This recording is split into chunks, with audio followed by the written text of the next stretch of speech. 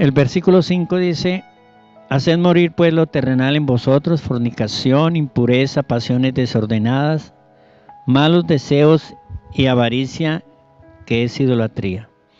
Cosas por las cuales la ira de Dios viene sobre los hijos de desobediencia, en las cuales vosotros también anduvisteis en otro tiempo, cuando vivíais en ellas. Pero ahora dejad también vosotros todas estas cosas: ira, enojo, malicia, blasfemia, palabras deshonestas de vuestra boca.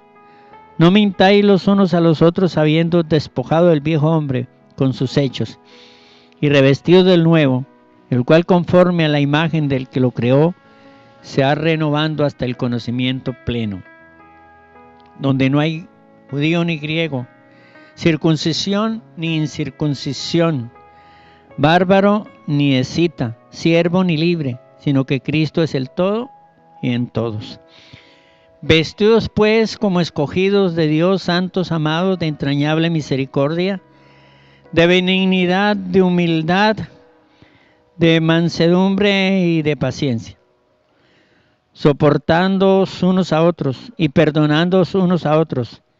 Si alguno tuviera queja contra su hermano, contra otro, de la manera que Cristo os perdonó, así también hacedlo vosotros.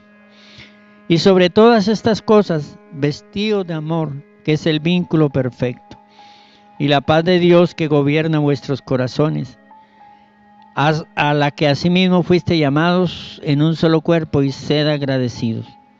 La palabra de Cristo mora en abundancia en vosotros, enseñando y exhortándoos unos a otros en toda sabiduría, cantando con gracia en vuestros corazones al Señor, con salmos e himnos y cánticos espirituales, y todo lo que hacéis, sea de palabra o de hecho, hacedlo todo en el nombre del Señor Jesús, dando gracias a Dios en todo. Este es un pasaje verdaderamente hermoso.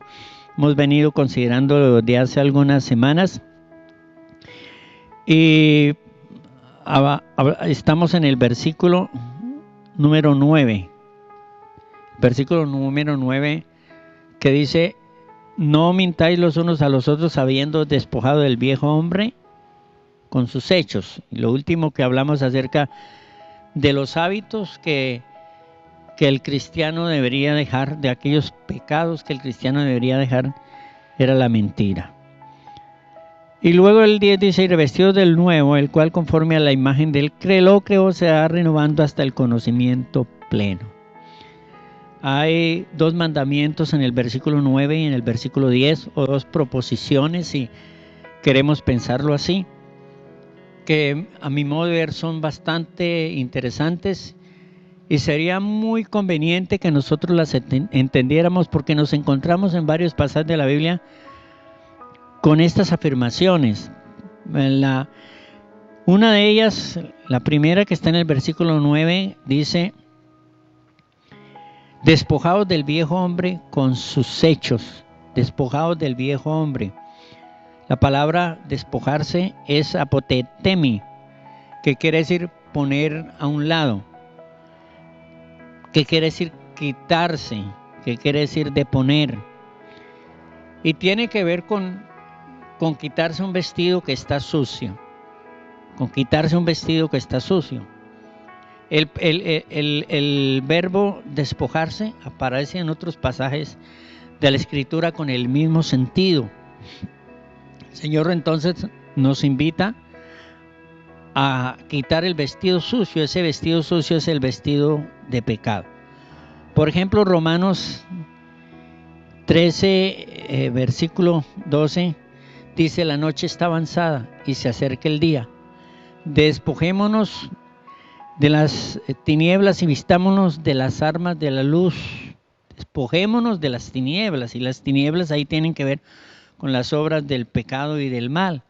En Hebreos 12, versículo 1 dice: porque teniendo a nuestro alrededor tan grande nube de testigos, despojémonos, aquí aclara de qué, de todo peso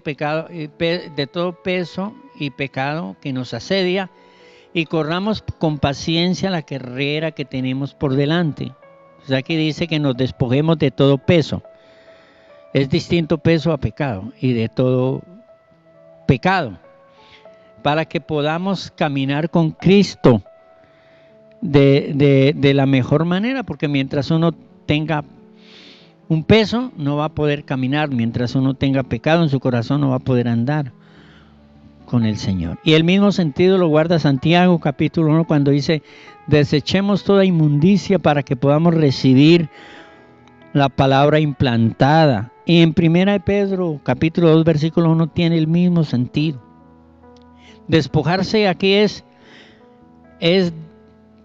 quitar esas actitudes o esas conductas asociadas con el viejo hombre y esas conductas pecaminosas. Pues nosotros nos convertimos a Cristo, recibimos a Cristo, pero aún tenemos algunos hábitos, algunas actitudes y algunas conductas que el Señor nos enseña y nos dice que debemos dejarla. ¿Qué es en este pasaje el viejo hombre? ¿Qué es? El viejo hombre es el yo que se rebela contra Dios, el yo que resiste creer en Dios, el yo que resiste obedecer a Dios y que se deleita en el pecado. Ese es el viejo hombre. El viejo hombre es aquel hombre que todavía no ha recibido el conocimiento del Señor, que no ha accedido al camino del Señor a través de la puerta del arrepentimiento. Es lo que se llama el viejo Adán, es lo que heredamos, hermanos amados, de Adán.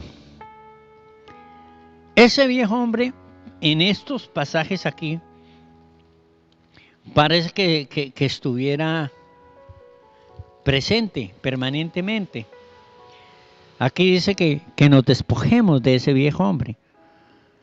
Y en Efesios, en el capítulo 4 de Efesios, dice también en el versículo 20 lo mismo: en cuanto a la pasada manera vi despojados del viejo hombre que está viciado conforme a sus deseos engañosos. Entonces uno podría pensar, bueno, todavía, aunque recibamos a Cristo, todavía habita el viejo hombre en mí. Una afirmación diferente es la que dice Romanos capítulo 6. Entonces tenemos que conciliar lo que dice Romanos capítulo 6 con lo que dice Colosenses y con lo que dice Efesios. Capítulo 6 de Colosenses, en el versículo 6, de Romanos capítulo 6, versículo 6 de Romanos dice así: sabiendo esto, que nuestro viejo hombre fue crucificado juntamente con él, es decir, con Jesús, para que el cuerpo de pecado sea destruido, a fin de que no sirvamos más al pecado. Entonces aquí dice que el viejo hombre fue crucificado, es decir, fue muerto, murió en la cruz con Jesucristo. Al recibir nosotros a Jesucristo en el corazón, entonces confirmamos que nuestro viejo hombre ha muerto. Y luego dice: porque el que ha muerto ha sido justificado del pecado. Si morimos con Cristo, creemos que también viviremos con Él. Entonces, ¿vive aún en nosotros el viejo hombre o ya murió? Bueno, Romanos capítulo 11, en el capítulo 6, versículo 10 dice así: porque en cuanto murió al pecado, murió una vez por todos, mas en cuanto vive, vive para Dios. Así que también nosotros, considerados muertos al pecado, dice, pero vivos para Dios en Cristo Jesús, Señor nuestro. Y el versículo 12 nos da la explicación más puntual: no reine pues el pecado en vuestro cuerpo mortal, de modo que lo obedezcáis en vuestros concupiscencias. El viejo hombre sí murió cuando Cristo murió en la cruz del Calvario, y nosotros a través del arrepentimiento aceptamos esa muerte y también morimos al viejo hombre. Pero se refiere básicamente a actitudes del viejo hombre, más que al viejo hombre en sí que pueda vivir en nosotros, hermanos amados. Por eso el versículo 12 dice, no reine pues el pecado en vuestro cuerpo mortal. Cuando nosotros no teníamos a Cristo en el corazón, no lo habíamos recibido, el pecado gobernaba en nosotros. Nosotros hacíamos una vida de pecado y nos deleitábamos en ella, y eso era lo que sabíamos hacer. Pero después de que nosotros recibimos al Señor Jesucristo, ya el pecado ya no nos domina. Nosotros ya dejamos el pecado, dejamos el adulterio, la embriaguez, dejamos la venganza, dejamos el odio, dejamos todas esas cosas, dejamos la contienda, dejamos todas esas cosas porque morimos en Cristo Jesús, y ya no, el pecado no reina en nosotros, no nos gobierna. Es decir, en el trono de nuestro corazón no está en el pecado reinando en el trono. Si de repente aparece algún vestigio del pecado del viejo hombre, ese es un intruso, es un extranjero. Esa no es nuestra manera de vivir, nuestra forma de vida. Nuestra forma de vida es otra. Quisiera que esto lo entendiéramos claramente. El segundo mandato, la segunda proposición de Colosenses en el versículo está en el 3:10, dice: y revestidos del nuevo, el cual conforme a la imagen del que lo creó se va renovando hasta el conocimiento pleno. En Efesios 4:24 dice: y vestidos del nuevo hombre, creado según Dios en la justicia y santidad de la verdad. Este nuevo hombre es una nueva criatura. Aquí dice, creado a la imagen de Dios.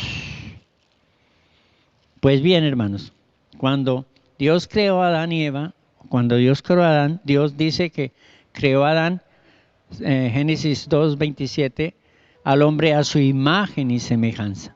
Entonces Dios puso la imagen de Dios en él, no una imagen física, sino una imagen moral, una imagen espiritual.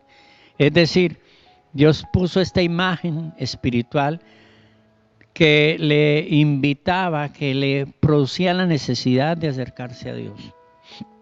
Pero cuando él peca, él distorsiona esa imagen de Dios.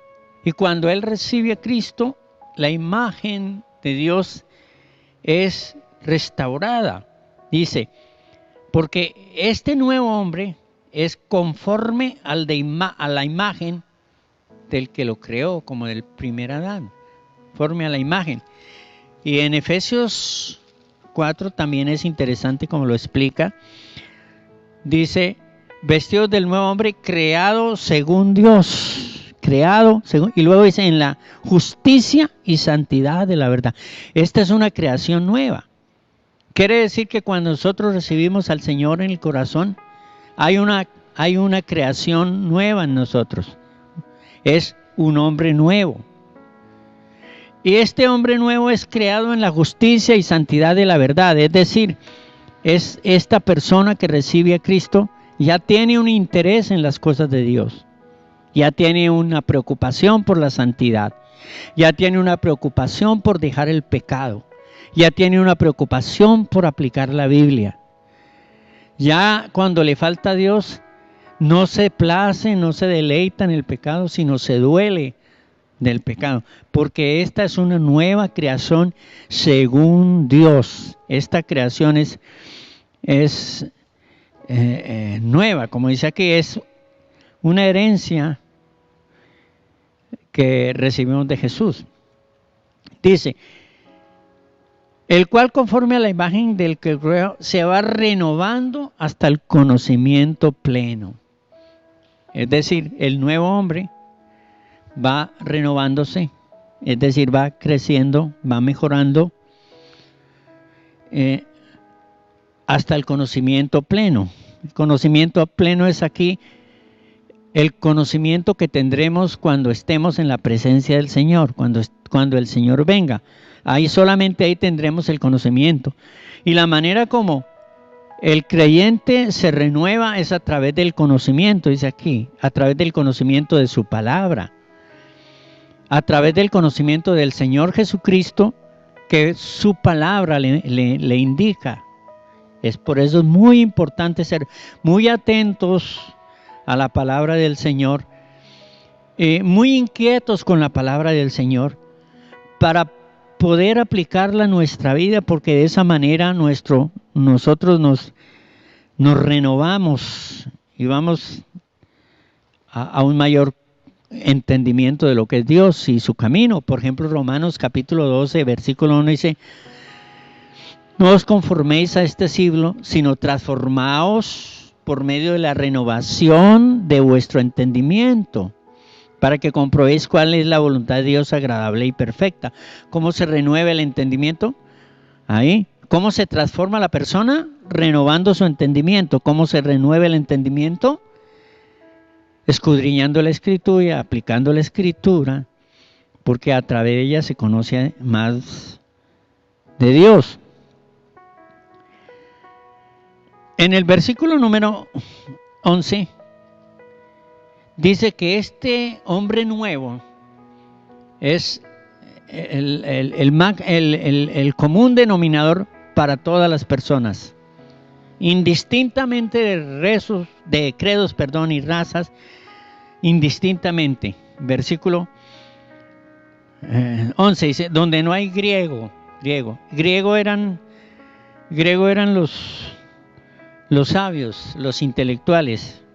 Los intelectuales y sabios necesitan nacer de nuevo, necesitan ser hombres y mujeres nuevas. Luego dice: ni judío, y ni judío era el religioso, el abanderado de la ley. Con todo y ser religioso y abanderado de la ley, debería ser también un hombre nuevo. Una persona puede ser religiosa, pero no ser una persona nueva, no tener un corazón nuevo. Circuncisión ni incircuncisión, tiene que ver con la circuncisión es con el judío religioso, la incircuncisión es con el gentil. Bárbaro, ni cita, bárbaro era aquella persona que no pertenecía a la cultura griega, nacía aparte en lo más mínimo de la cultura, era como el indocto, pues también el indocto necesita nacer de nuevo. Y luego Isita eran tribus nómadas muy belicosas del noreste de Europa. Ellos necesitaban también de esto, de recibir, de nacer de nuevo. Más atrasito, en Gálatas encontramos un pasaje paralelo, una afirmación parecida a esta. Gálatas capítulo 3, versículo 27, dice así: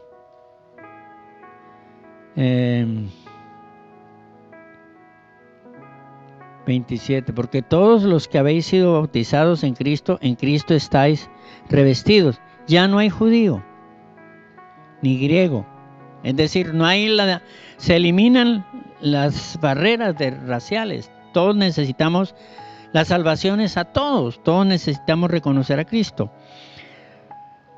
Es decir, se eliminan las barreras religiosas, se eliminan las barreras raciales, todos somos uno en Cristo, todos conformaremos la iglesia de Cristo. Dice: no hay esclavo ni libre. Y pues en ese tiempo existía la esclavitud. El esclavo podía convertirse al Señor. El libre era el que no estaba sujeto a la esclavitud de aquel tiempo. No hay varón ni mujer, fíjese. Aquí nada tiene que ver con la distinción de los roles, ¿no? Bueno, los roles Unos son para el varón y otros para la mujer. Pero igual el varón como la mujer necesita la salvación, necesita al Señor Jesús, necesita nacer de nuevo. Porque todos vosotros sois uno en Cristo Jesús. Así que la iglesia está conformada por aquellos que han nacido de nuevo, por aquellos hombres regenerados, por aquellos hombres y mujeres nuevas. Eso es lo que podemos deducir aquí. Ahora, en el versículo 12 nos da unas claves de lo que, de los hechos del hombre nuevo, de la conducta o del carácter del hombre nuevo. Dice: vestidos pues como escogidos de Dios.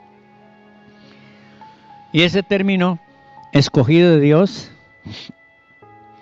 es un término difícil de entender, porque tiene que ver con la elección o con la predestinación. Unos han sido escogidos, otros no. Y dice que nosotros, la iglesia, somos los que hemos sido escogidos. Podemos deducirlo de aquí. Vestidos pues, ¿a quién le dice a nosotros? Vístanse, es decir, pónganse el nuevo hombre, vivan dentro de esa esfera del nuevo hombre como escogidos de Dios. Entonces, nosotros hemos recibido al Señor porque Él nos ha escogido. Y formamos parte de la iglesia porque Él nos ha escogido. Hermano, la elección es que Dios escoge a unos y otros permanecen perdidos.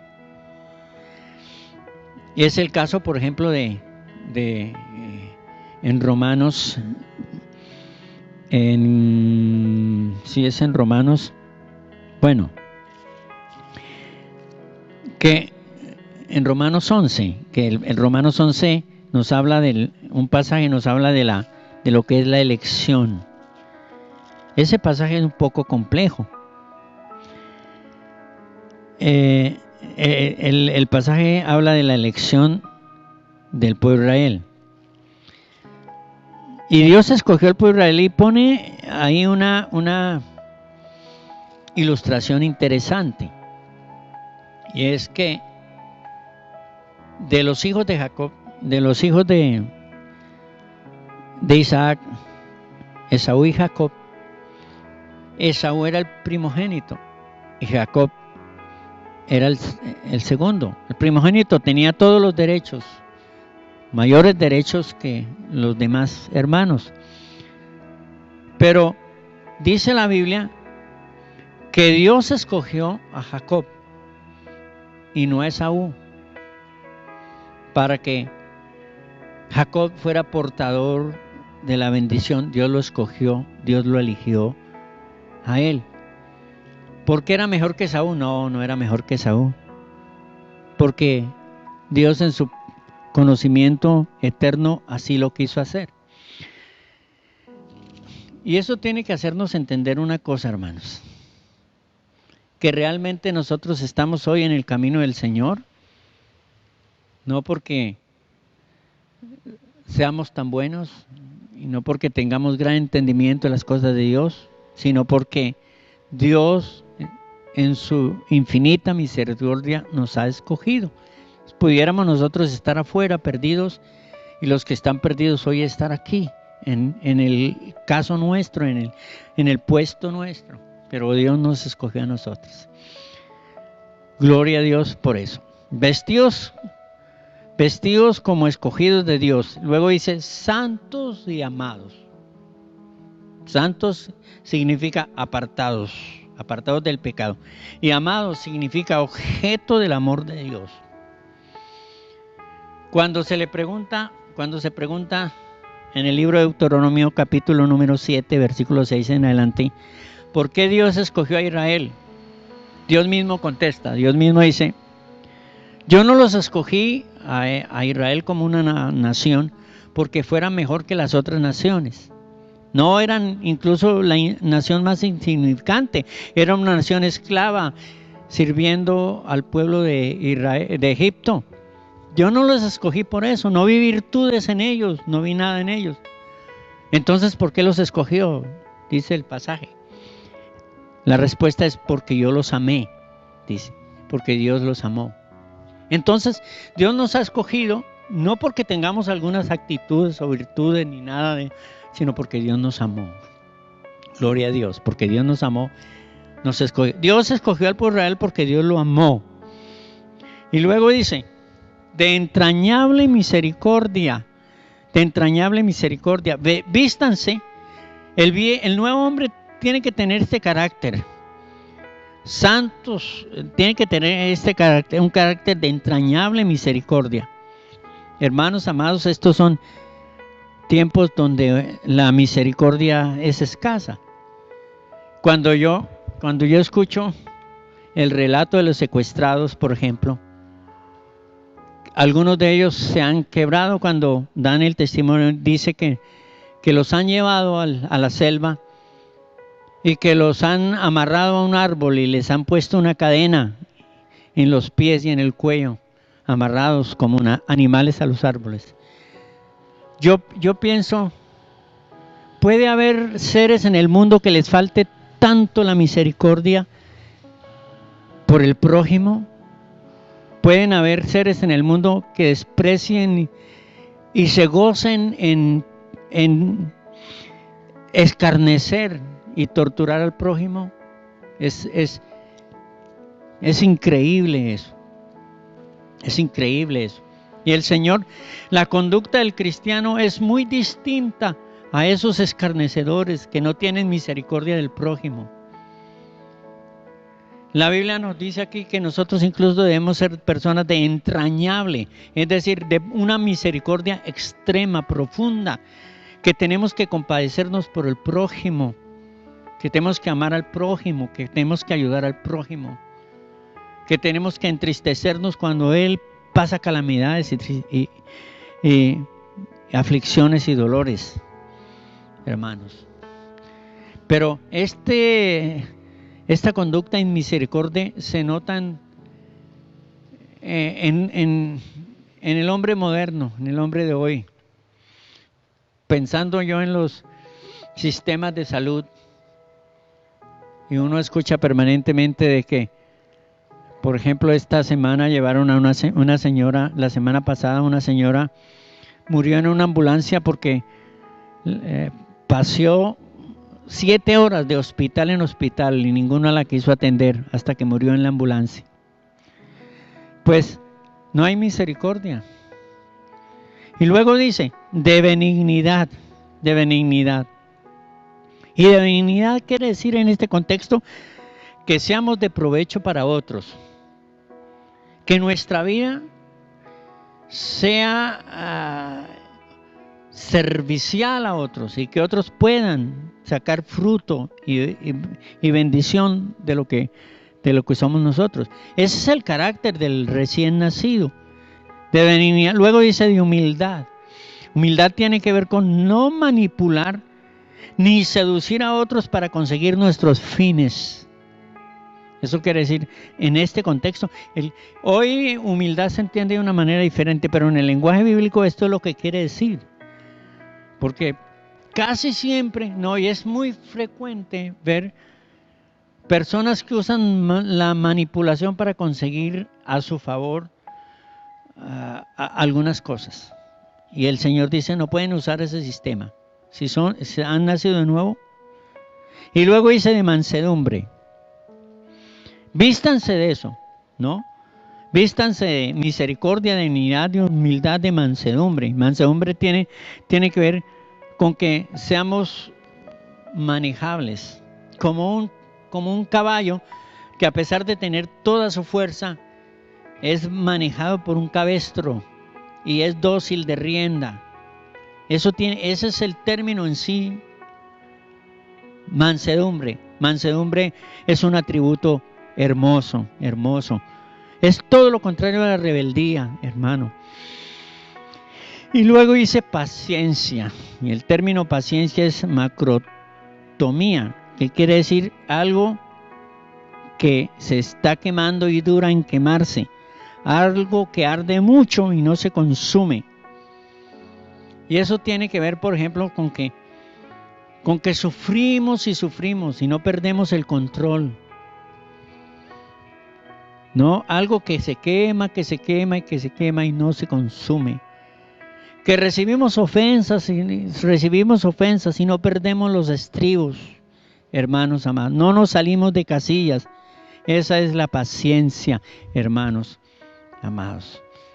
Quedamos entonces para el próximo miércoles en el versículo 12 para que empecemos el versículo 13. Soportaos los unos a los otros y perdonando los unos a los otros. El Señor bendiga su palabra.